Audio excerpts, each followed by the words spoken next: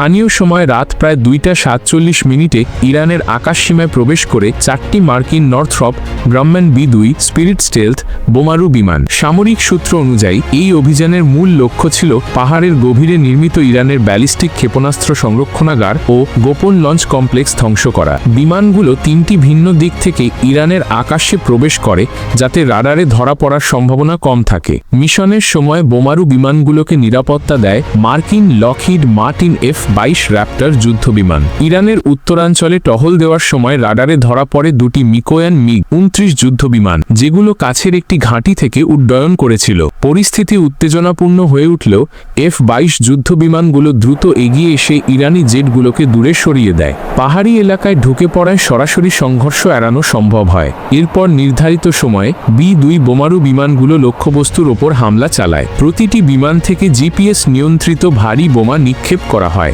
এসব বোমা পাহাড়ের গুহা প্রবেশপথ, লঞ্চ শ্যাফট এবং ভূগর্ভস্থ টানেল লক্ষ্য করে আঘাত হানে। বিস্ফোরণের ফলে একাধিক প্রবেশপথ ধসে পড়ে এবং ভেতরের অবকাঠামো মারাত্মকভাবে ক্ষতিগ্রস্ত হয় বলে সামরিক বিশ্লেষকদের ধারণা। অভিযানের মাঝামাঝি সময়ে ইরানের একটি নতুন আকাশ প্রতিরক্ষা রাডার বোমারু বিমানগুলোর একটি লক্ষ্য করে লক করে। তবে সঙ্গে থাকা ইলেকট্রনিক যুদ্ধবিমান শক্তিশালী জ্যামিং শুরু করলে রাডারের কার্যকারিতা কমে যায়। পরে অ্যান্টি রাডার ক্ষেপণাস্ত্র নিক্ষেপ করে সেই প্রতিরক্ষা ব্যাটারি ধ্বংস করা হয়। এদিকে অভিযানের সময় আরেকটি ঘটনায় ইসরায়েলের Lockheed Martin F-35 lightning II যুদ্ধবিমান একটি চলমান ক্ষেপণাস্ত্রবাহী ট্রাক কনভয় শনাক্ত করে আক্রমণ চালায়। এতে অন্তত 2টি ব্যালিস্টিক মিসাইল পরিবহনকারী যান ধ্বংস হয় বলে জানা গেছে। শেষ ধাপে আরেকটি লক্ষ্যবস্তু ছিল এমন একটি গুহা কমপ্লেক্স যেখান থেকে সরাসরি ব্যালিস্টিক মিসাইল নিক্ষেপ করা হচ্ছিল। নির্ভুল সময় নিক্ষেপ করা বোমা লঞ্চ বেই ও টানেলগুলো ধ্বংস করে দেয়। সামরিক পর্যবেক্ষকদের মতে